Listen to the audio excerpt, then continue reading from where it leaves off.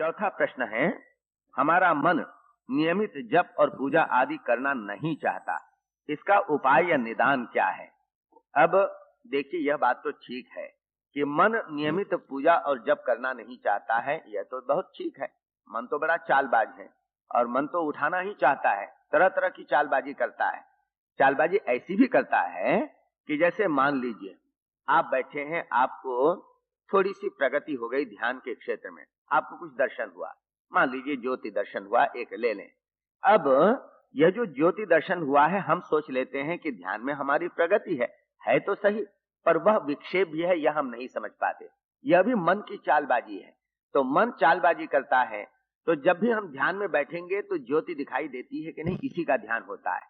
ठाकुर भूल गए, माने जो तत्व था हमारे समक्ष, ध्यान का विषय था, उस ध्यान के विषय को हम बिसर जाते हैं और फिर वही देखते हैं कि ज्योति आज दिखी कि नहीं दिखी, मालूम नहीं, कान में कुछ सुनाई पड़ा था, आज सुनाई पड़ता है कि नहीं पड़ता है।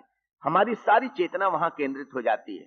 एक थे हमारे साथी सन्यासी थे, उन्होंने एक साधक की बात बताई थी कि साधक ऐसी बैठा हुआ था गंगा के तीर पर, बनारस की बात है, और अचानक उसको कुछ ज्योति दिखाई दी। उसको लगा कि मैंने ज्योति दर्शन किया। ज्योति दर्शन नहीं था, वस्तुतः एक बारात वहां से जा रही थी और बारात के साथ बहुत सी प्रकार के प्रकाश थे, वो थे।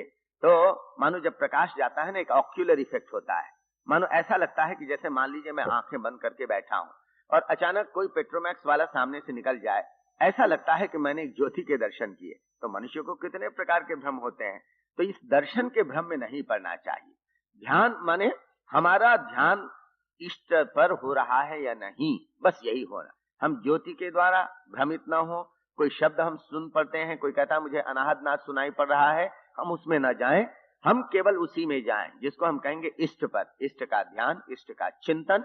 ऐसा ये कुछ बातें हमें जान लेनी चाहिए और नियमित हमें जरूर कुछ करना चाहिए। ठीक है, कभी कभी ऐसा लगता है मन उद्वेलित होता है, इच्छा नहीं होती, इसको कहते हैं, जैसे क्रिश्चियन जो साधना का क्रम है ईसाइयों का, उसमें इसको कहा है dark night of the soul.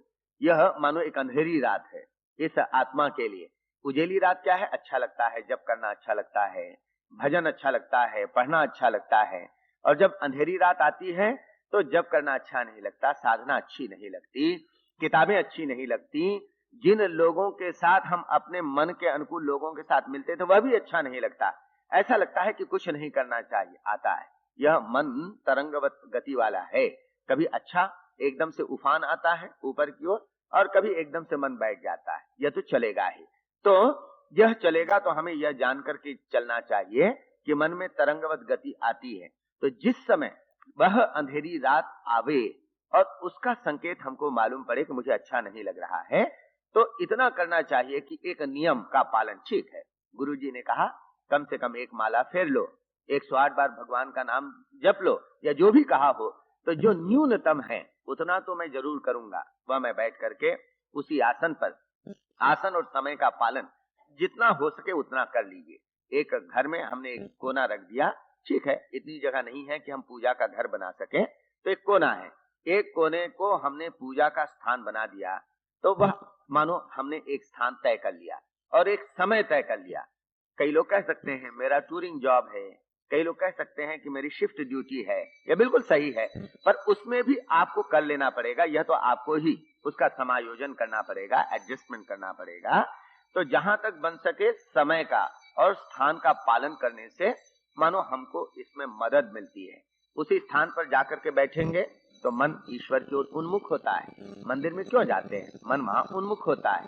और उसी समय में क्यों? उसी समय में बैठने से मन उधर जाने लगता है। जैसे 4 बजे किसी की चाय पीने की आदत होती है, 4 बजे कि मन में वो भाव आता है, अरे अभी पीना है, चाय पीनी है। क्यों? क्योंकि आदत बन गई है।